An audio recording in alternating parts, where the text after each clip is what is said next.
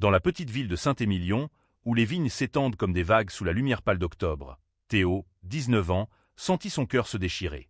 La maison de ses grands-parents, un refuge depuis son enfance, n'était plus qu'un mur de pierre froide sous ses doigts tremblants. « Pars et ne reviens jamais !» avait hurlé son grand-père, André, son visage ridé crispé par une colère que Théo ne comprenait pas. Depuis toujours, Élise, sa grand-mère, avait été son bouclier. Quand ses parents l'avaient abandonnée à l'âge de 6 ans, c'était elle qui l'avait recueilli, ses bras chauds et ses mots doux apaisant ses cauchemars. Elle lui chantait des berceuses en patois, lui apprenait à tailler les rosiers du jardin, et, plus tard, l'écoutait en silence lorsqu'il lui confiait ses doutes sur qui il était vraiment. Théo savait qu'il était différent. À 15 ans, il avait compris qu'il n'aimait pas les filles comme ses camarades de lycée, mais les garçons avec une intensité qu'il ne pouvait nier. Élise n'avait jamais jugé. « Tu es mon soleil, Théo », disait-elle, un sourire éclairant ses yeux gris. Mais André, son grand-père, était d'une autre trempe.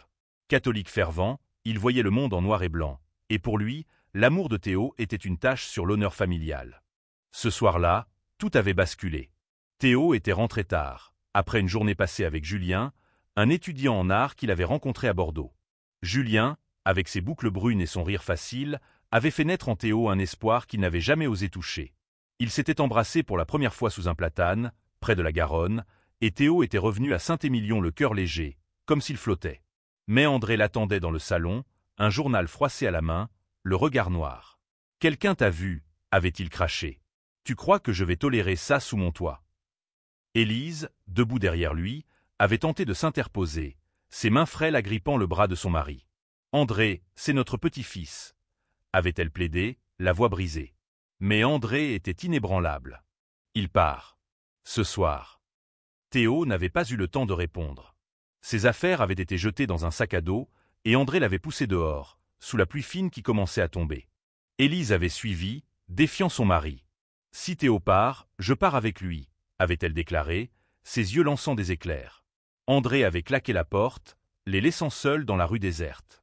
Théo, figé, sentit la main de sa grand-mère serrer la sienne. « On va s'en sortir », murmura-t-elle.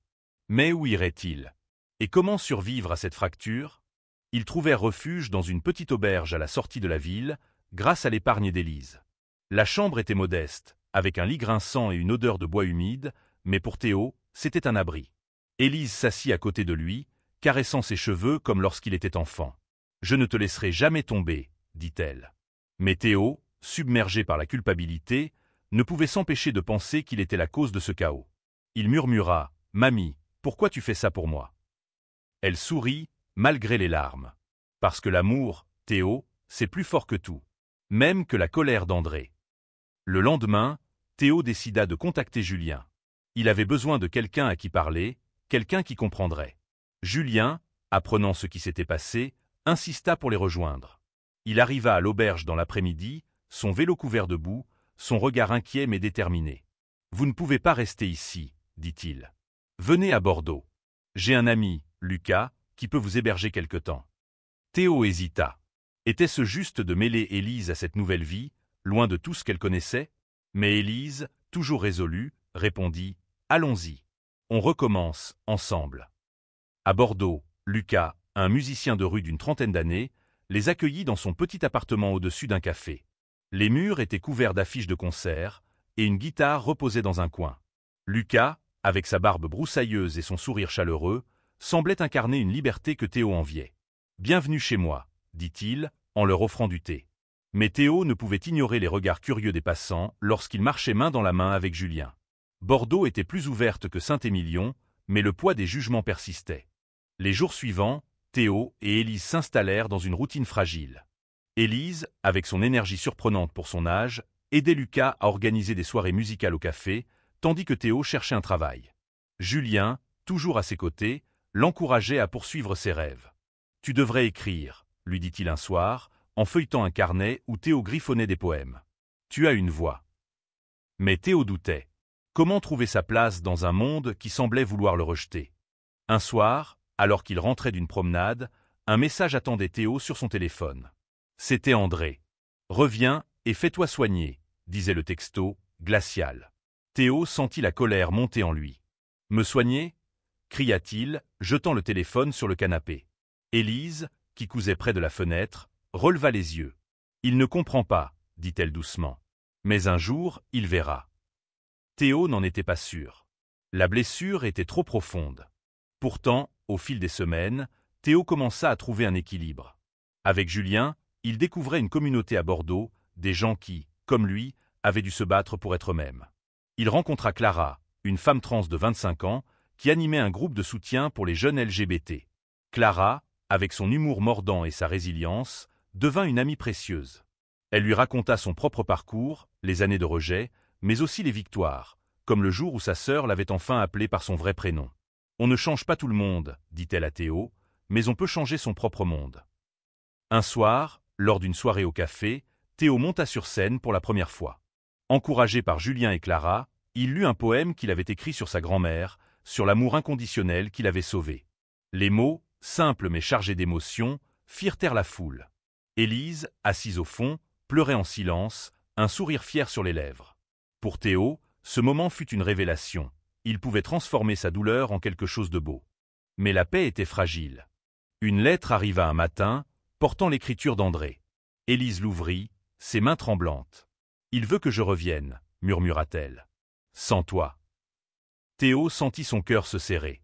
Élise était tout ce qu'il avait. Mais il savait aussi qu'elle aimait André, malgré tout. Devait-il la laisser partir?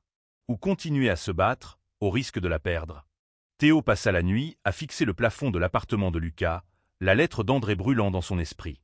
Élise dormait dans la pièce à côté, son souffle régulier contrastant avec le tumulte intérieur de Théo. Il ne pouvait imaginer la vie sans elle, mais il voyait la douleur dans ses yeux chaque fois qu'elle parlait d'André. Leur mariage, tissé de décennies d'amour et de disputes, était un lien qu'il ne comprenait pas entièrement. Pourtant, il savait qu'Élise souffrait de cette fracture. Le lendemain matin, Théo trouva Élise dans la cuisine, préparant du café avec une lenteur inhabituelle. « Mamie, dit-il, hésitant, tu veux rentrer, n'est-ce pas ?»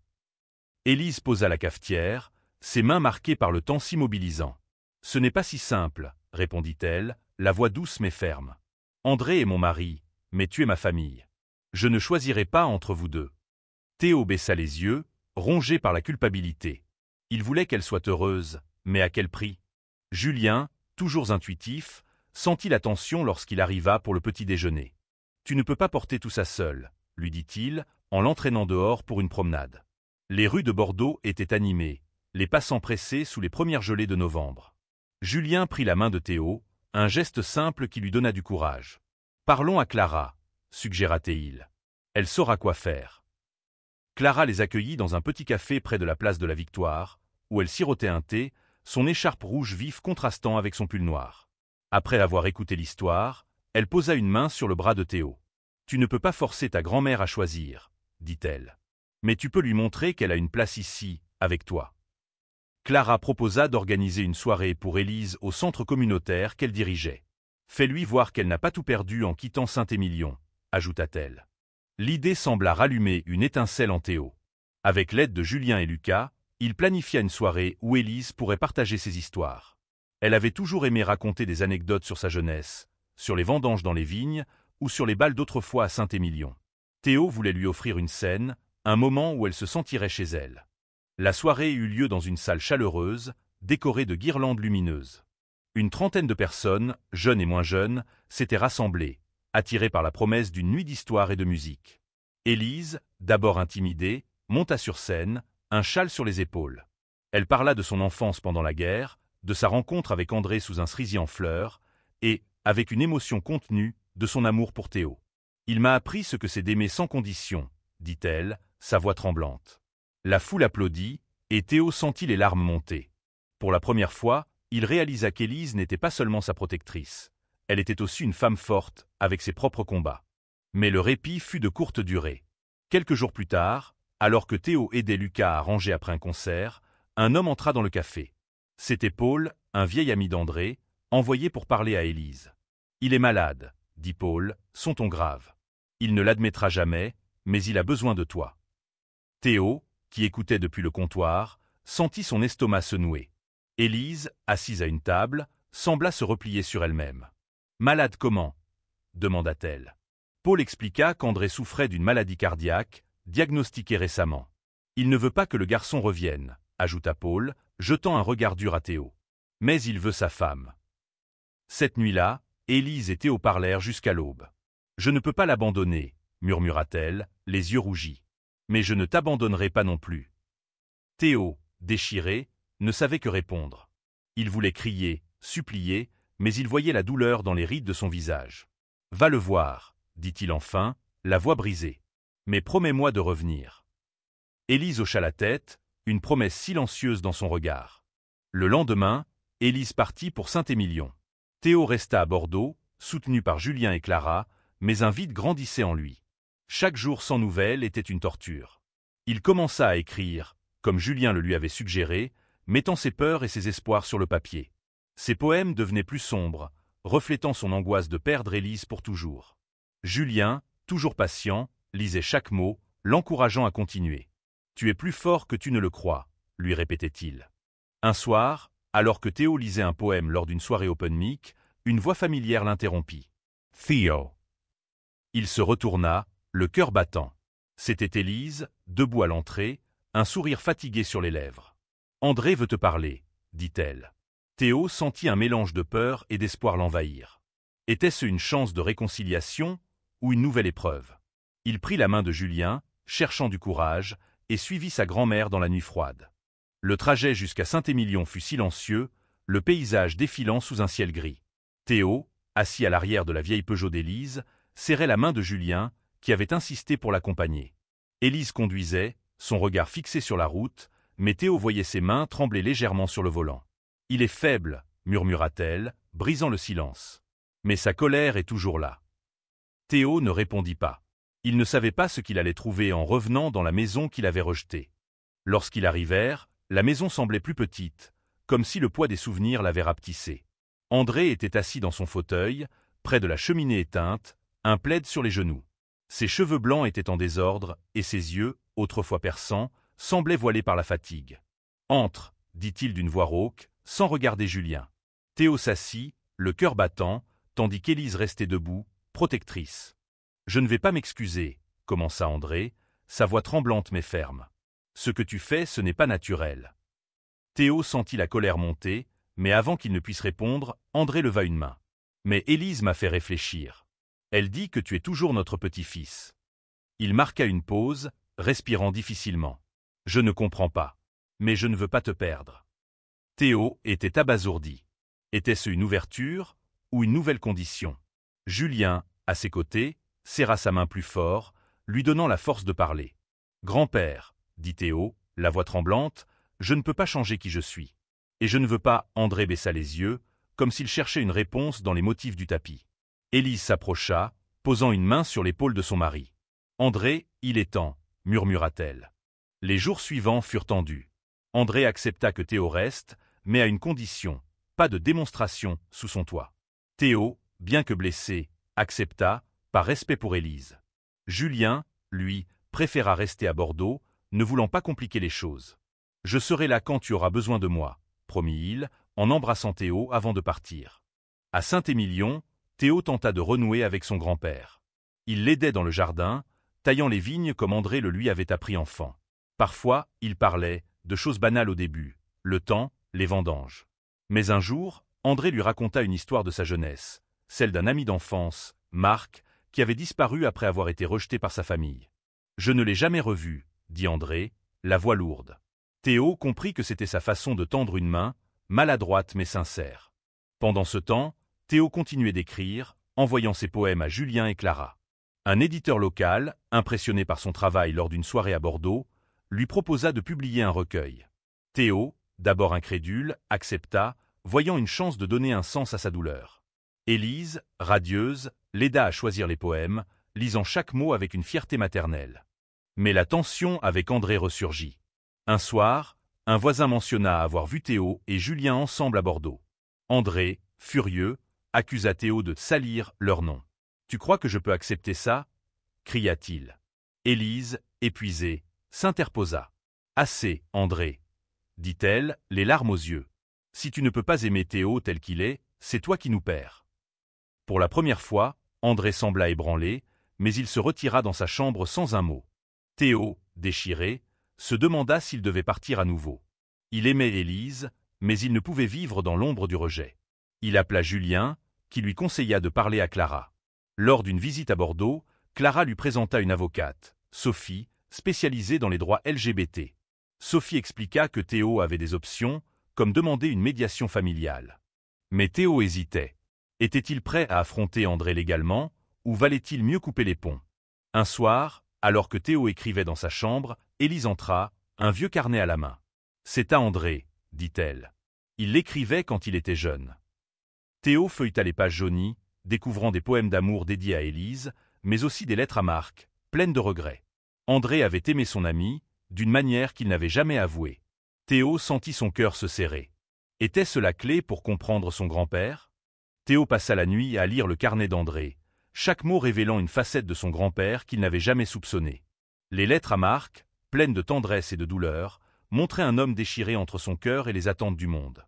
Théo se demanda si André avait refoulé cet amour par peur, ou s'il l'avait simplement enfoui sous des années de rigidité. À l'aube, il prit une décision. Il parlerait à son grand-père, non pour le confronter, mais pour comprendre. Le matin, Théo trouva André dans le jardin, taillant les vignes avec une lenteur pesante. « Grand-père, dit-il, tenant le carnet, pourquoi tu ne m'as jamais parlé de Marc ?» André s'immobilisa, son sécateur tombant dans l'herbe. Pendant un instant, Théo crut qu'il allait exploser. Mais André s'assit sur un banc, le regard perdu. « C'était une autre époque, » murmura-t-il. On ne parlait pas de ces choses. Il raconta comment Marc avait été envoyé dans un hôpital psychiatrique par sa famille, comment il avait coupé tout contact pour survivre à la honte. « J'ai fait ce qu'on attendait de moi, » ajouta-t-il, la voix brisée. « Mais je l'ai regretté toute ma vie. » Théo sentit une étrange empathie. André n'était pas seulement un homme dur, il était un homme brisé par son passé. « Je ne veux pas que tu regrettes pour moi aussi, » dit Théo. André ne répondit pas, mais ses yeux, humides, trahissaient une lutte intérieure. Élise, qui observait de loin, s'approcha et serra la main de Théo. « Laisse-lui du temps, » murmura-t-elle. De retour à Bordeaux pour le week-end, Théo partagea cette découverte avec Julien et Clara. « Il a aimé quelqu'un comme moi, » dit-il, encore sous le choc. Clara hocha la tête. « Ça explique beaucoup, mais ça ne l'excuse pas. Il doit faire un choix maintenant. » Julien, plus optimiste, suggéra d'inviter André à une soirée au centre communautaire. Peut-être qu'en voyant d'autres comme toi, il comprendra. Théo doutait, mais il accepta. Avec l'aide d'Élise, il convainquit André de venir à Bordeaux pour une soirée spéciale, organisée en l'honneur de son recueil de poèmes, qui venait d'être publié. La salle était pleine, avec des visages de tous âges et horizons. André, mal à l'aise, resta au fond, mais il écouta. Quand Théo monta sur scène pour lire un poème dédié à Élise, il vit son grand-père essuyer une larme. Après la lecture, Clara invita André à parler. À la surprise de tous, il se leva. « Je ne comprends pas tout, » dit-il, sa voix tremblante. « Mais je vois que vous êtes une famille. Et je veux en faire partie. » Ce moment marqua un tournant. André ne devint pas un allié instantané, mais il commença à poser des questions, à écouter. Il rencontra Julien, et bien que leurs premières interactions fussent maladroites, Théo vit une lueur d'effort dans les yeux de son grand-père. Élise, soulagée, retrouva son sourire. Elle organisa des dîners où André, Théo et Julien partageaient des repas, parlant de tout sauf du passé. Mais la vie n'était pas un conte de fées. Un soir, Théo reçut un appel de Sophie, l'avocate. Un voisin de Saint-Émilion avait porté plainte contre lui, l'accusant de comportement immoral après l'avoir vu avec Julien. Bien que la plainte fût fragile, elle raviva les tensions.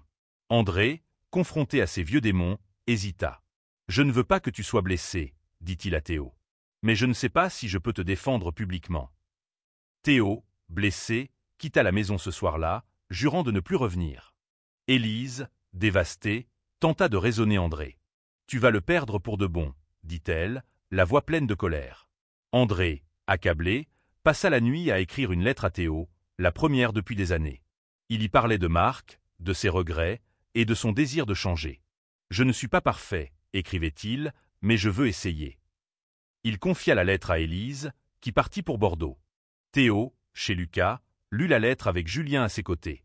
Les mots d'André, maladroits mais sincères, touchèrent une corde sensible. « Il essaie, » dit Julien. « C'est plus que ce que beaucoup feraient. » Théo, partagé entre la douleur et l'espoir, décida de donner une dernière chance à son grand-père. Théo retourna à Saint-Émilion avec une boule au ventre, la lettre d'André serrée dans sa poche. Julien, bien que soutien, resta à Bordeaux, sentant que cette rencontre devait se faire entre Théo et ses grands-parents. Élise les accueillit avec un dîner simple, mais l'atmosphère était lourde. André, assis en bout de table, semblait plus frêle que jamais. « Merci d'être revenu, » dit-il, évitant le regard de Théo. Ce dernier hocha la tête, incapable de trouver les mots. La conversation fut prudente, tournant autour des souvenirs d'enfance de Théo. Mais après le repas, André demanda à parler seul à seul. Dans le salon, il tendit une photo jaunie à Théo, André et Marc, jeunes, riant sous un arbre. « C'était lui, » dit André, la voix tremblante. « J'ai cru que l'oublier serait plus facile que de l'affronter. Mais je me suis trompé. » Théo, ému, réalisa que son grand-père portait un fardeau semblable au sien. « Je ne veux pas que tu vives avec les mêmes regrets, » ajouta André. Ce moment de vulnérabilité changea quelque chose. André ne devint pas un champion des droits LGBT du jour au lendemain, mais il commença à poser des questions sur Julien, sur la vie de Théo à Bordeaux. Il écoutait, parfois maladroitement, mais avec une sincérité nouvelle. Élise, rayonnante, organisa une fête pour le 20e anniversaire de Théo, invitant Julien, Clara et même Lucas. André, bien que silencieux, serra la main de Julien, un geste simple mais monumental. La plainte du voisin fut finalement rejetée, grâce à l'intervention de Sophie. Mais l'incident rappela à Théo la fragilité de son monde. Il décida de s'impliquer davantage dans le centre communautaire de Clara, aidant les jeunes LGBT à trouver leur voie. Il organisa des ateliers d'écriture, partageant son expérience à travers ses poèmes. Son recueil, intitulé Sous les vignes, devint un petit succès local, touchant des lecteurs bien au-delà de Bordeaux. Un jour, André surprit tout le monde. Il demanda à Théo de l'accompagner à une réunion du centre communautaire. « Je veux comprendre », dit-il simplement. Lors de la réunion, il écouta les histoires de jeunes rejetés par leur famille, des histoires qui faisaient écho à celles de Marc. À la fin, il se leva, la voix tremblante. « J'ai fait des erreurs, » dit-il. « Mais je veux être meilleur. Pour mon petit-fils. » La salle applaudit, et Théo, les larmes aux yeux, serra son grand-père dans ses bras pour la première fois depuis des années. Mais le chemin était encore long. André luttait toujours avec ses croyances, et Théo savait que certaines blessures ne guériraient jamais complètement. Pourtant, il y avait de l'espoir. Élise, toujours le pilier de la famille, continua de tisser des liens entre eux, organisant des dîners où les rires remplaçaient peu à peu les silences. Un soir, Théo reçut une lettre d'un lecteur de son recueil, un adolescent de Lyon qui lui remerciait d'avoir donné une voix à ceux qui se sentaient seuls. Théo, ému, montra la lettre à Élise et André. « Tu fais une différence, » dit Élise, fière. André, plus réservé, ajouta « Je suis fier de toi, Théo. » Ces mots, simples mais lourds, marquèrent un nouveau départ. Les mois passèrent, et la vie à Saint-Émilion retrouva une forme de normalité. Théo partageait son temps entre la maison de ses grands-parents et Bordeaux, où il continuait ses ateliers d'écriture. Julien, désormais son partenaire officiel, venait souvent le week-end, et André, bien que toujours mal à l'aise, faisait des efforts pour l'accueillir. Un soir, il surprit Théo en lui offrant un vieux carnet, celui où il écrivait autrefois. « Continue d'écrire, » dit-il. « Tu es meilleur que je ne l'étais. » Mais la santé d'André se détériorait. Les visites chez le médecin devinrent plus fréquentes, et Élise, bien qu'épuisée, restait à ses côtés.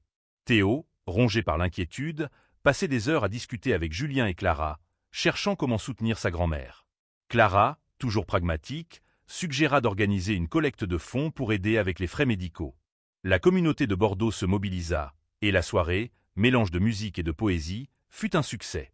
André, trop faible pour y assister, regarda une vidéo de l'événement, un sourire fragile sur les lèvres. Un jour, André demanda à Théo de l'emmener au cimetière de Saint-Émilion, où reposait Marc.